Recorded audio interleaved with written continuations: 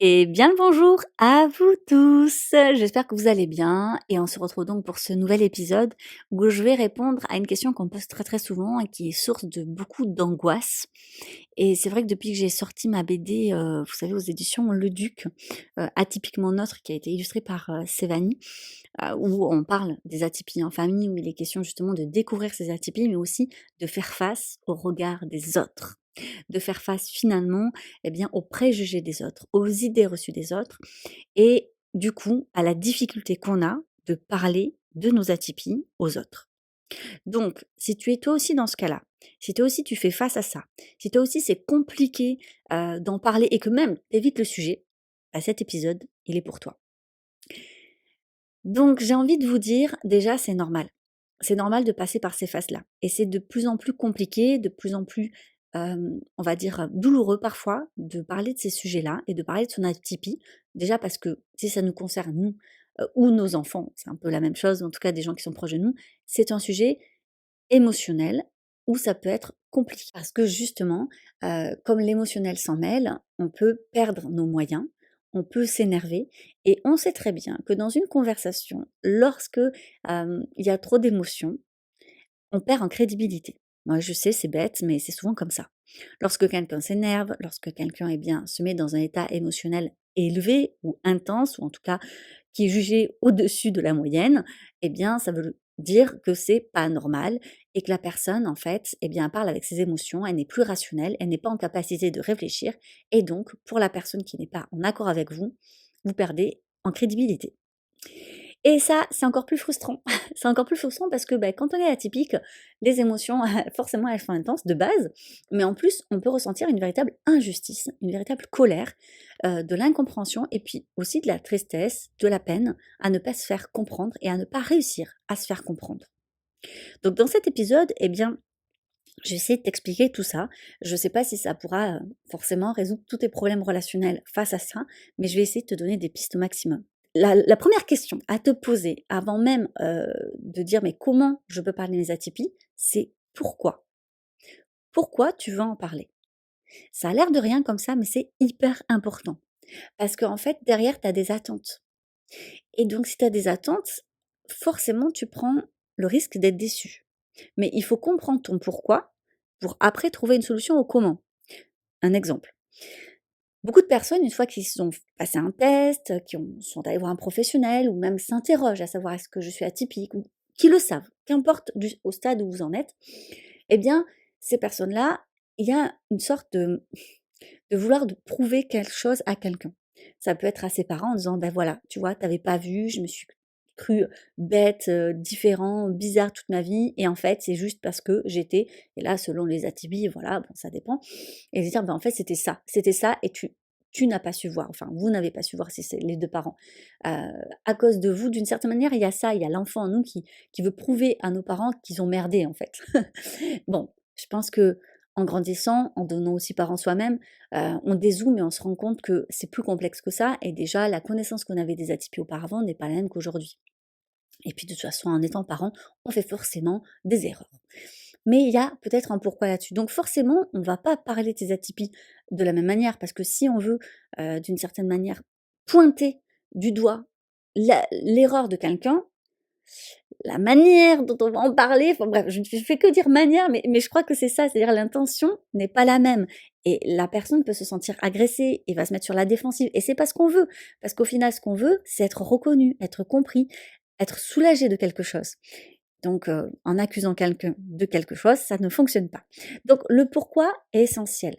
Pourquoi vous voulez en parler? Est-ce que c'est parce que vous venez de le savoir ou vous vous questionnez et émotionnellement ça fait beaucoup?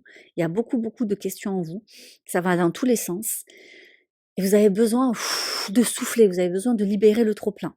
Bah, c'est hyper important de le savoir ça, parce que si c'est pour libérer un trop-plein, vous n'allez pas choisir la même personne.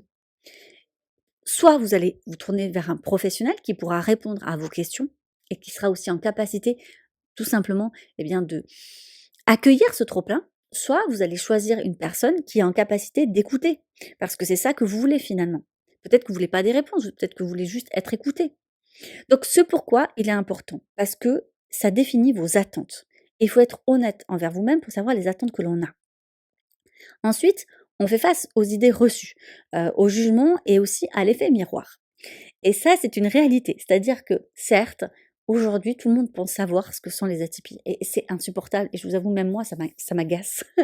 Ça m'agace parce que j'ai la sensation que les personnes qui en parlent le plus, c'est celles qui en savent le moins et c'est souvent le cas, mais sur tous les sujets. C'est absolument tous les sujets. Alors, il y a ces professionnels qui croient parce qu'ils ont un master en psychologie, pensent savoir ce que sont les atypies, alors qu'en fait, la plupart des masters ne parlent absolument pas des atypies pendant leurs années d'études. Et c'est pas parce que les années d'études sont pourries, c'est juste qu'il y a beaucoup, beaucoup de choses à voir en psycho et que ça dépend aussi des spécialités que l'on choisit, tout simplement. Mais souvent, il faut se spécialiser derrière son master pour faire autre chose. Donc ça, c'est assez insupportable parce que, encore en France, eh bien, le diplôme fait la compétence, alors que je crois que c'est plus du tout approuvé, ce n'est pas en lien, en tout cas pas toujours en lien, hein. Mais aussi, il y a ces personnes qui sont, par contre, alors absolument pas diplômées, absolument pas formées, monsieur et madame tout le monde, qui ont entendu un jour quelque chose à la radio, à la télévision ou je ne sais où, et qui répètent ce qu'ils entendent. Par exemple, ces phrases clichés qui sont insupportables, en disant «Mais ça va, maintenant tout le monde est atypique» ou «Tous les parents pensent que leurs enfants sont surdoués» ou «Maintenant tous les enfants de toute façon ont un TDAH, c'est bien connu». Mais en fait, je crois qu'il faut les arrêter ces gens-là. Il faut les arrêter, hein. Il faut leur demander: «Mais d'où tu sors cette information?» Je pense qu'il faut, au lieu d'essayer de renchérir sans arrêt, ce qui fait qu'à un moment donné, émotionnellement, bah, vous allez «perdre le combat» entre guillemets, parce que ça va vous agacer, il faut juste leur faire, en fait, rendre compte que là, ils sont juste en train de répéter des on-dit. Donc soit ils ont des sources fiables et c'est hyper intéressant parce que ça peut effectivement alimenter la discussion et peut-être vos réflexions, soit ils ont aucune source fiable, et il faut juste qu'ils s'en rendent compte. Donc, juste, mais demandez-leur. Demandez-leur, sans a priori aucun, même si je pense qu'on en a un petit peu face à ce genre de phrase. Demandez-leur: «Ah bah, c'est intéressant, mais d'où tu sors ça? Quelles sont tes sources? Est-ce que tu as creusé? Est-ce que tu as des études scientifiques?» «Non, parce qu'en fait, moi j'ai lu, moi je me suis formée, moi je suis des choses ou je suis allée voir un professionnel qui est en fait formé, compétent et qui m'a dit des choses». Enfin, vous voyez ce que je veux dire? En fait, à un moment donné, il faut leur faire prendre conscience que ce qu'ils sont en train de faire, bah, c'est mal. C'est mal parce que bah, monsieur et madame tout le monde racontent les mêmes choses à monsieur et madame tout le monde, et cetera, et cetera. Et aujourd'hui, on en arrive à la situation où il y a des profs qui disent à des parents qui ont fait pourtant diagnostiquer leurs enfants: «Oh, c'est n'importe quoi, quel psy vous êtes allés voir? Il dit n'importe quoi». Non, mais honnêtement, non, je crois que les psys ne disent pas n'importe quoi. Lorsqu'ils sont formés et qu'ils disent qu'un enfant a un TDAH ou est surdoué, non, ils le font pas pour faire plaisir aux parents, absolument pas, ça n'existe pas ça. Ça, ou bien peut-être qu'il y en a un, voilà, en France, je sais pas, voilà, qui est comme ça, mais ça, c'est tellement une minorité que je sais même pas pourquoi on en parle. Car en général, il faut bien se dire une chose, c'est que, et souvent on me le dit: «Oui, mais ces psys-là gagnent beaucoup d'argent, sur ces tests». C'est pas vrai, c'est absolument pas vrai. C'est des heures et des heures d'analyse et il faut bien se rendre compte qu'entre ce que vous donnez à un psy et ce qu'il encaisse dans sa poche, il y a une grosse différence. Déjà, vous savez très bien qu'il y a, les impôts à payer comme tout le monde, mais il y a aussi souvent un loyer, il y a des charges, il y a plein, plein de choses à payer. Au final, son taux horaire, vu le nombre d'heures qu'il a passé sur l'analyse, c'est absolument pas rentable. Et tous les psys qui font des comptes rendus de tests de douance pourront vous le dire. C'est énormément de boulot et c'est absolument pas rentable. Donc non, il faut arrêter avec ce genre d'idées reçues. Mais bon, il y en a plein et ça, c'est qu'une petite portion de tout ce qui existe. Mais aussi, il y a l'effet miroir. L'effet miroir, on n'en parle pas assez. Mais lorsque vous parlez de vos atypies, eh bien, vous pouvez engendrer cet effet miroir. C'est-à-dire que la personne, soit elle se reconnaît, et c'est possible hein, qu'elle se reconnaisse, mais elle n'a pas du tout envie en fait de se reconnaître. Et ça, on n'en parle pas non plus assez, mais ce sont ces atypiques qui sont concernés par les atypies, mais qui ne veulent absolument pas, en fait, creuser cette piste-là. Et du coup, comme ils veulent pas pour eux, ils refusent que les autres le fassent pour eux-mêmes. C'est un truc de fou. C'est-à-dire que ce sont ces atypiques qui s'ignorent, et c'est ok, parce que comme je le dis à chaque fois, les tests ne sont pas obligatoires, il y a plein d'atypiques qui sont heureux et qui s'en foutent, et c'est très bien comme ça. Mais ce qui est plus pénible, ce sont ces atypiques qui refusent tellement d'y croire, en fait, qui se moquent de ceux qui vont chercher à se comprendre. C'est-à-dire qu'en fait, pour eux, c'est que des étiquettes, c'est n'importe quoi, et ils sont très virulents d'ailleurs, ceux-là. Et c'est ça qui est intéressant. Et dites-vous toujours, et ça renvoie à ce côté émotionnel après tout, quand il y a des gens qui réagissent avec autant de virulence, voire de violence, il faut vraiment le dire comme ça, et qu'il y a un rejet du sujet à ce point-là, ben c'est pas de vous qui parlent en fait, c'est d'eux-mêmes. Alors bien sûr, bah, une fois qu'on a dit ça, il faut quand même se protéger de cet effet miroir. Et puis il y a alors je vais y revenir, mais il y a aussi ceux qui ne sont pas concernés par la thématique, mais il y a cet effet miroir parce qu'ils essaient ils vont pas bien, ils essaient de chercher une réponse à leur mal-être. Ils voient que vous, potentiellement, vous en avez trouvé une et donc bah, c'est un peu, ce syndrome de l'objet brillant en disant: «Ah ben apparemment elle a l'air soulagée, ça a l'air de lui faire du bien, elle a trouvé une réponse à ses questions, bah, ça peut être pareil pour moi». Alors que pas du tout.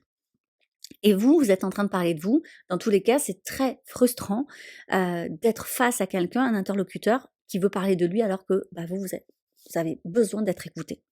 Donc faut se protéger. Donc pour se protéger, bah, voici mes quelques astuces. Donc vous avez déjà compris, la première, c'est déjà le pourquoi, hein. Parce que le pourquoi, ça va vous orienter vers la personne qui sera la plus réceptive. Sauf qu'une fois que vous avez trouvé la personne, il faut trouver le moment et le lieu. C'est tout simple, mais en réalité, il y a un bon moment. Clairement, si vous voulez, eh bien, vous épancher auprès de votre conjoint et que vous avez vos enfants autour qui font beaucoup de bruit, c'est peut-être pas le bon moment. Ou bien, je ne sais pas, il rentre du travail, il est fatigué, elle est fatiguée, elle a passé une mauvaise journée. Mais c'est pas le bon moment, en fait, concrètement. C'est pas le bon moment pour demander à quelqu'un de nous écouter, d'être réceptif à nos émotions, à nos doutes, à ce qu'on a envie de dire et de partager. Mais il y a aussi le lieu. Il y a des lieux où on se sent pas très bien, où c'est bruyant, où il y a du passage, où on se sent pas c'est pas en fait un endroit sécurisant. Donc il faut trouver pour ce genre de choses, eh bien le bon lieu, le bon moment avec la bonne personne. Et puis, il faut poser un cadre. En effet, lorsqu'on a envie d'avoir une discussion où on sent que émotionnellement, bah, ça va être intense, on va poser un cadre. Qu'est-ce que c'est poser un cadre? Eh bien, c'est expliquer concrètement et explicitement. Donc, ne dites pas le oui, mais il ou elle me connaît, elle sait que. Non, non, non, pas du tout. On pose un cadre. Donc, on va juste en fait proposer à la personne de nous écouter en lui demandant si elle est disponible actuellement ou si c'est pas le cas, est-ce qu'elle pourra être disponible. Donc, si c'est par message, par exemple, audio sur le téléphone, on peut très bien dire à la personne ou envoyer un message écrit en disant: «Écoute, voilà, là, je te fais un audio parce que j'ai envie de déverser pas mal de choses émotionnellement. S'il te plaît, écoute ce message et réponds-y quand tu auras la disponibilité, ce n'est pas urgent».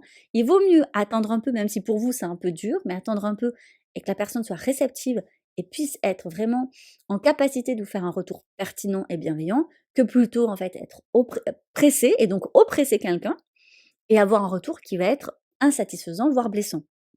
Donc on va clairement faire une demande d'écoute active à la personne. C'est-à-dire qu'on va lui dire: «Écoute, là j'ai vraiment besoin de déverser, je vais te demander juste de m'écouter si c'est OK pour toi et après si tu as des questions, tu me les poses, mais s'il te plaît ne m'interromps pas». Pourquoi? Parce que si la personne a des questions, elle va amener le doute, ça va être compliqué. Vous n'allez pas pouvoir tout expliquer. Tout expliquer de votre démarche, tout expliquer de vos questionnements. Et ça peut être assez déstabilisant. Et c'est dommage. Et du coup, ça va obliger aussi la personne à être plus objective. Parce qu'elle va écouter tout. Et ça va petit à petit prendre forme dans son esprit. Elle va vous voir vous questionner, elle va vous voir aussi douter, elle va vous voir expliquer. Elle va comprendre tout ce que vous avez mis en place pour en arriver là. Et c'est beaucoup plus apaisant. Parce qu'au final, elle va poser des questions qui sont plus objectives et moins subjectives. Et vous, en plus, vous allez pouvoir vider tout le côté émotionnel, être posé, et à la fin dire: «C'est bon, j'ai fini». Alors si tu as des questions, j'y répondrai. Sache que j'ai peut-être pas toutes les réponses à tes questions, mais sache que c'est un sujet émotionnellement intense pour moi, où je me sens peut-être très vulnérable et si tu penses que tu as des doutes ou ce que tu vas me dire peut me blesser, bah, je vais te demander peut-être de garder pour toi en attendant d'eux. Si tu penses qu'il y a des questions qui peuvent être un peu compliquées pour moi, bah, peut-être juste tu les gardes de côté le temps que moi, je puisse digérer déjà par moi-même toutes ces informations. Donc il est vraiment possible et je vous encourage vraiment à expliciter les choses telles quelles. Si vous n'êtes pas en capacité de le faire parce que, bah, c'est compliqué de dire ça à cette personne-là, peut-être que vous n'avez pas choisi la bonne personne, encore une fois. En tout cas, parler de tes atypies, et je vais essayer de finir là-dessus, pour moi, c'est renouer avec son enfant intérieur. C'est-à-dire que, d'une certaine manière, je me rends compte qu'au fur et à mesure des années, lorsque je parle de ce sujet aux gens, il y a vraiment en fait renouer et je pense vouloir faire un pas vers cet enfant intérieur qu'on a soit délaissé, mis de côté, jugé soi-même ou carrément malmené. En réalité, chercher à parler de ses atypies avec quelqu'un d'autre, il y a une soif de reconnaissance, de soulagement. Et ça passe aussi et avant tout pour soi-même. Alors, c'est pas toujours évident de faire ça juste tout seul et on a souvent besoin justement d'une personne qui va nous aider à extérioriser ça. Donc ça peut passer par un psy, un thérapeute, le professionnel qui vous a fait passer les tests par exemple, bien sûr, parce que ça va engendrer de nouvelles questions qui vont, eh bien, voilà, encore cheminer. Et c'est pour ça que j'encourage toujours la personne à reprendre rendez-vous avec un professionnel pour parler de tout ça, parce qu'il y aura cette objectivité professionnelle et sûrement en plus des réponses aux questions que vous vous posez. Mais il y a une sorte de lien avec soi-même et peut-être pardonner à l'enfant qui est en vous d'avoir été si différent. Lui pardonner de ses maladresses, le pardonner de ne pas être comme vous auriez aimé qu'il soit, un peu peut-être plus comme les autres. Et puis une fois qu'on l'a pardonné, c'est lui dire que vous l'aimez énormément, comme il est, et comme vous auriez dû l'aimer. Voilà. Je vais finir cet épisode de podcast du coup sur ces paroles. J'espère que ça vous aura donné quelques pistes de comment parler de ces atypies.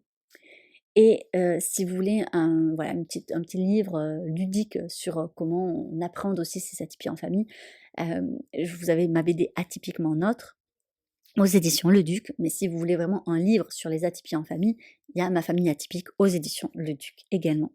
Et sur ce, eh bien, je vous souhaite une très jolie journée. Et si vous avez aimé le podcast, n'hésitez pas à laisser une note et à le partager. Au revoir.